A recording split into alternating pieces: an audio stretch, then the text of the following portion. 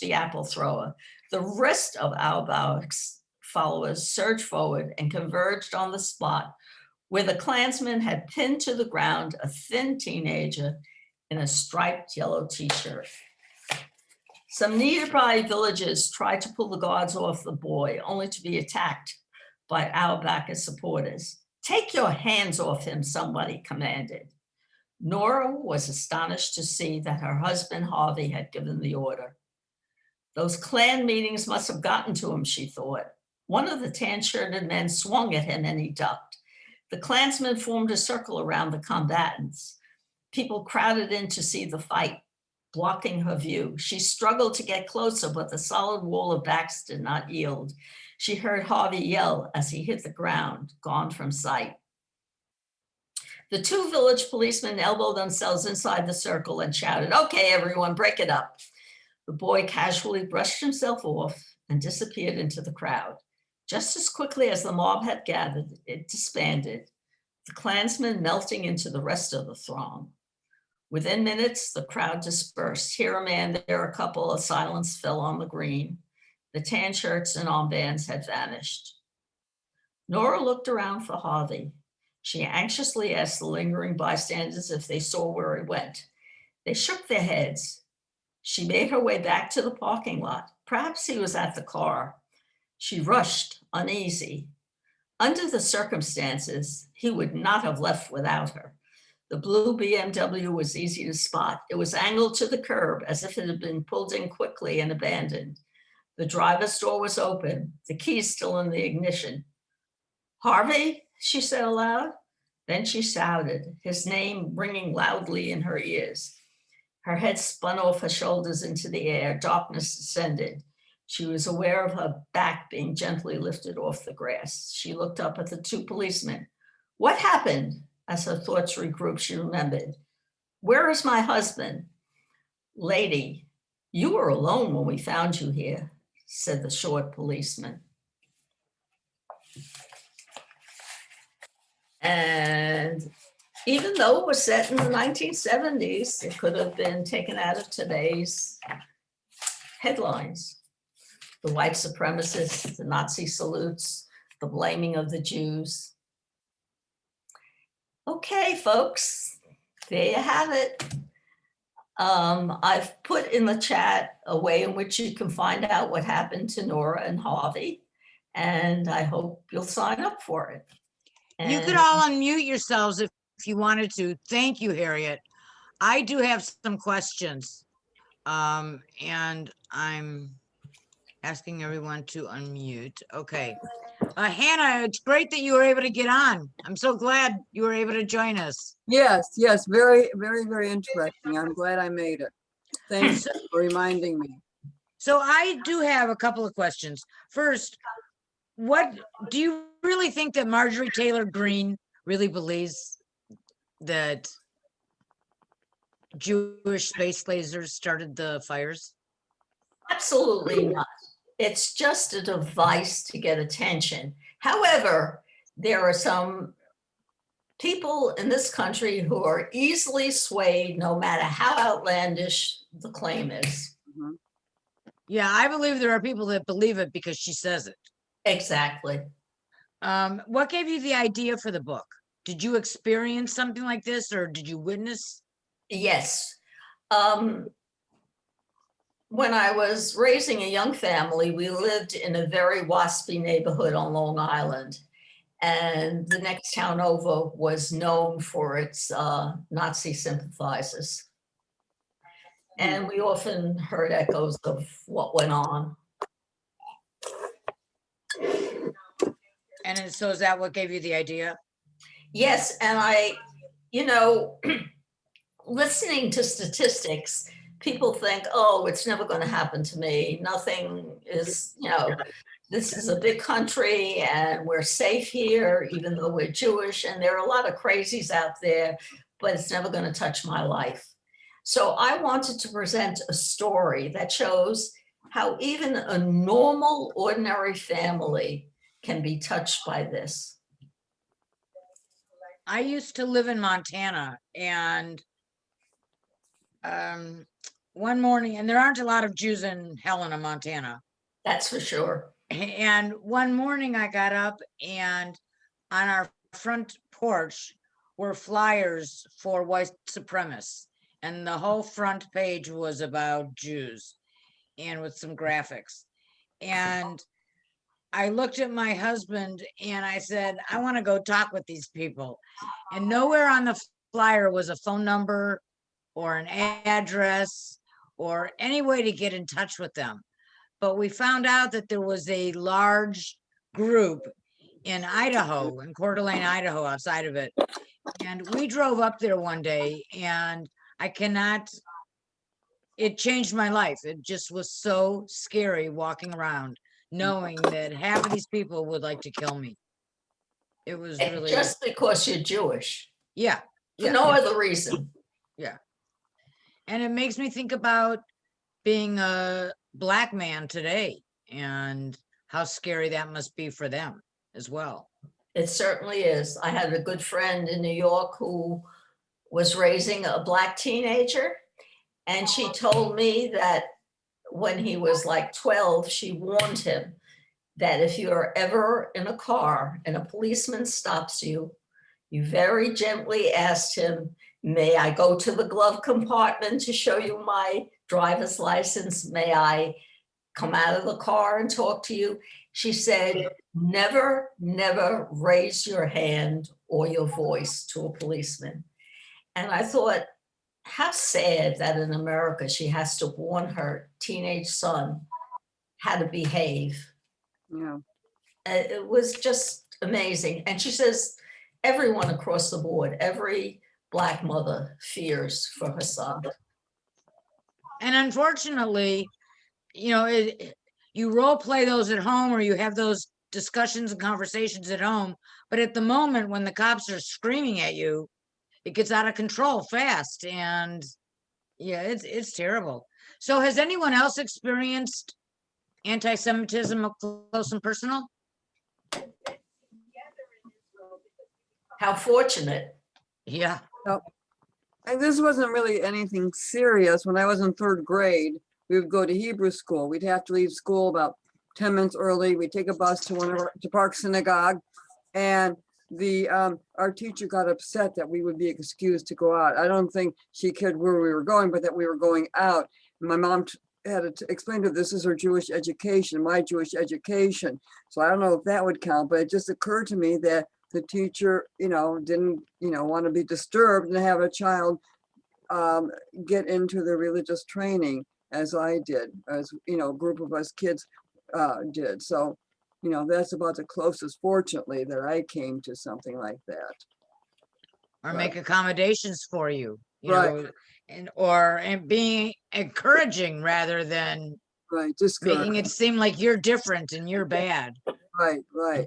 So, I don't know what the other kids thought, that didn't go out, why are they leaving early? But, nobody ever said anything or whatever. So the kids seemed to understand or know what was going on. We were never troubled by them.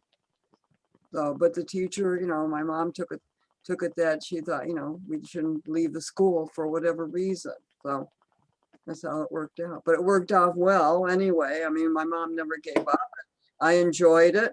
And I think it, helped me learn a lot about my own heritage. So I'm glad that we continued that. So I hope nobody else received any. I mean, you could talk to my husband. He was a Holocaust survivor, but so he has a lot to say. But here in America, it would be a little different for him than what he faced in Hungary. So but he still went through a lot. So, as growing up. So that's another story. I don't know if you'd like to write a book about that, but I think we know enough, now what happened during the war. So anybody else? I have a couple of questions. It's Felicia. And we were been talking, and I'm bad with names, ask Marcy, but you were talking about that woman who said that Jewish lasers set the fires. I've often wondered, are the leaders of like neo-Nazis and white supremacists that lacking in knowledge or that irrational, or are we just, are just people of color and Jews just convenient for their power grabbing? I mean, I get that a lot of the masses don't think much. They want to be led. But I mean, I've just always been curious. Do they really think that we control the media and the banks and all this stuff? Or is this just a convenient way for grabbing power? And because we are such a small percentage of the worldwide population and of every country's population except Israel, that it's, you know, like I said, like that it's convenient. I mean, where does the rhetoric and the belief either separate or merge? I think what happens is that Jews have for so long been targeted. First, we were accused of killing Christ, and then we were accused of causing things like the bubonic plague in Europe. It's something so embedded in the culture to blame the Jews that the white supremacists latch on to this as another area in which they can get into people's heads. It always amazes me. I mean, you know, the Nazis in Charlottesville were yelling, "Don't let the Jews replace us." And I'm saying, that doesn't even make sense. Like you said, we're such a small population. How are we going to replace anyone? But it's a convenient tag. It's a tag that triggers emotional memories in people. The fact that Jews are bad, that they do horrible things to the rest of us. And I don't know whether they believe or not believe it, but they find it a useful tool. And another question I had was, I think it was the United States Holocaust Museum, it must have been, sent a video, you know, they send me emails and a lot of times there's videos that you can click onto. And there was a young man who was not only a neo-Nazi, his family was neo-Nazi or maybe Klan royalty, as in like the leaders. And he did not go to a traditional neo-Nazi college. He went to another one and was outed. And over time, I'm sure you've read the story because it was in the news. He was invited by this fellow Jewish student to Shabbat dinners. And over time, he did 180 degree. Do you believe that that's really possible? I often wonder about that too, because you hear about, you know, every now and again, someone is, you know, trotted out by some Jewish, you know, organization, a former neo-Nazi, or like that person in Hungary who found out that he's actually Jewish, who's now becoming an Orthodox Jew, or he became one. Do you think that that's real, or is that just another,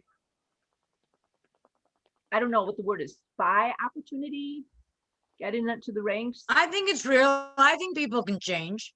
Okay, I mean, I sort of do too, but I just often wonder, there's always that little teeny 1% sliver of me that says, okay, in the case of that young man who they interviewed through the United Holocaust Museum, he's actually working with the Illinois Holocaust Museum, and he's married his beloved, who I believe actually ironically is Jewish. And she was one of the people that was most suspicious of them. It was just very interesting, but I sometimes wonder, it's sort of like Bernard Vollschlager, who, you know, he spoke last Sunday, and I went to his talk, and he's a Jew by choice whose father was an SS man in World War II.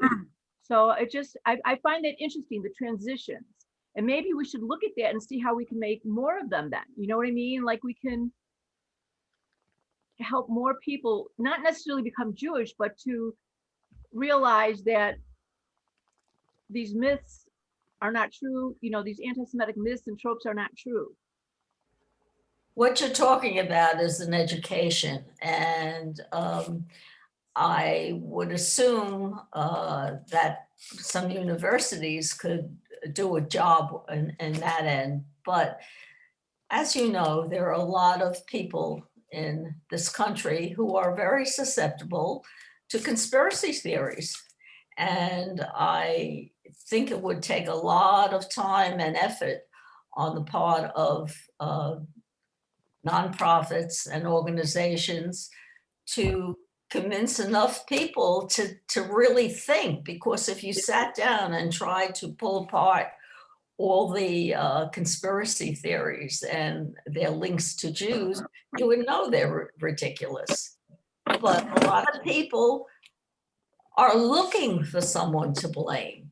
They're disgusted or unhappy with their lives. They can't get a girlfriend. They were fired from a job or whatever. So they're looking to blame someone, and Jews happen to be a convenient target. Thank you. It's sad. It's also what you're taught. You know, Huh? I think people that are raised to think that Jews are bad or blacks are bad or immigrants are bad, that's what they grow up and they're bad. And so unless someone reaches out and invites them to dinner or has that conversation, they don't know any different because they aren't exposed to it. It's true. That's true. I think when you're taught, I think that's what the job of the Holocaust Museum and the Maltz Museum, to teach people from the time they're young that we can't bully, that we are all have the same thoughts and feelings about, you know, ourselves and our families. So maybe these organizations can help out more than, you know, can help out to get people thinking about equality among all people. Do you think they're doing a good job? They're trying, they're always having programs, and they're always bringing the younger kids in to reach them before, you know, you can't, you know, before they're taught to hate, if they are taught that. So I think they're trying, and we won't know until they grow up, you know, until we see what's coming up in the next generation. I'm hoping it does work. I moved into an apartment one time and it was the top half of a house. And the woman who lived downstairs invited me to dinner, you know, the first or second night. And so I went down to her place, and while I was waiting for her to get ready, she started talking about the landlord. And she said that she got some upgrades to her apartment, and somehow she was talking about dealing with the landlord. And she made the remark, well, I Jewed him down in price. And it kind of stopped me cold. Mhm. And it isn't easy to confront somebody at that moment. And so I said to her, well, you know, I'm Jewish. I had to say something. And I said, I'm Jewish. And she says, oh, so you understand. I couldn't believe it. I really could not believe it. And so I went to dinner with her, but I don't think I talked to her more than once or twice the entire time I lived there after that. But it's because that's what she was taught. Mm. And I wasn't the person that was going to change her. You know, that's so funny because you reminded me of a couple of scenarios. So I spent a summer at my small college town doing research. And like you, I'd rented an apartment in a house that had been cut up.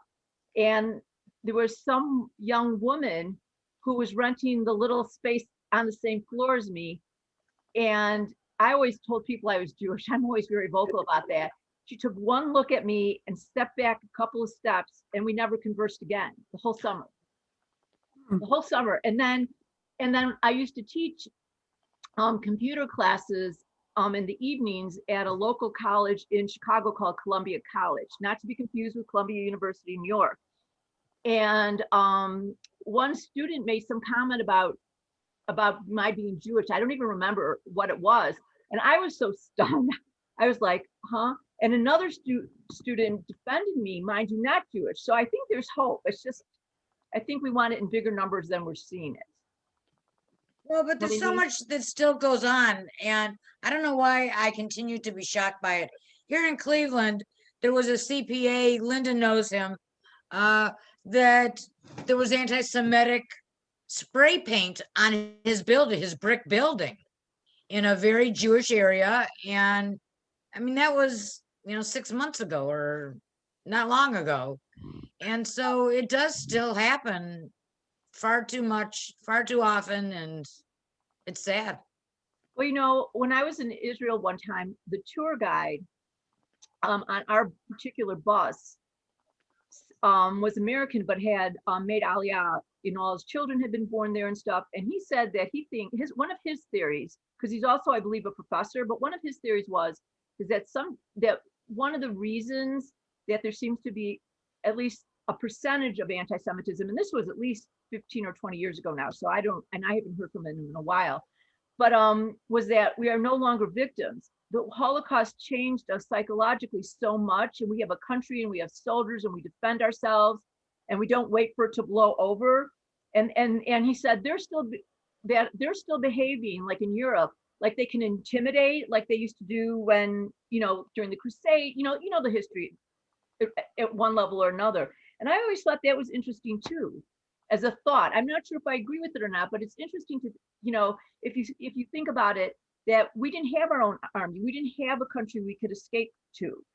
And now we do. And I think it's confusing to some of the people who are knee-jerk anti-Semites. I don't think they've wrapped their head around it. But anyway, so I just thought I'd share that.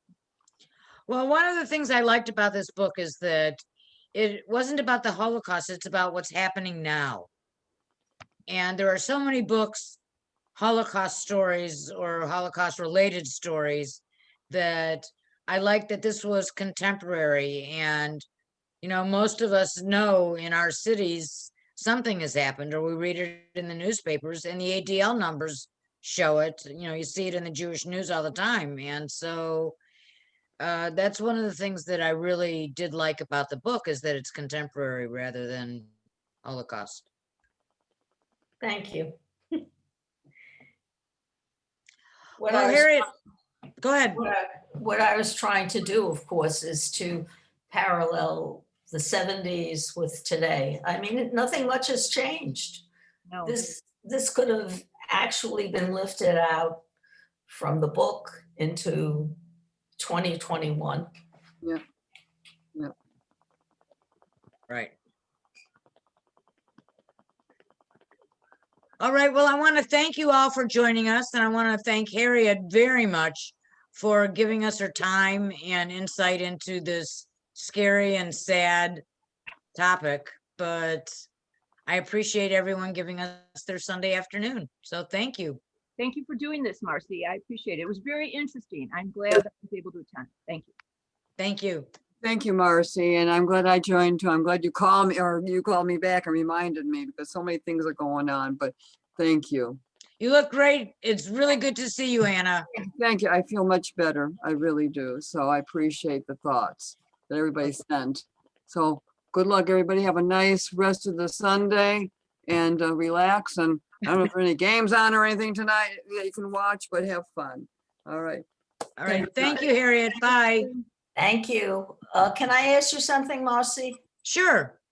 Are you recording this for? I did. I'm stopping it right now. Hang on Okay. here.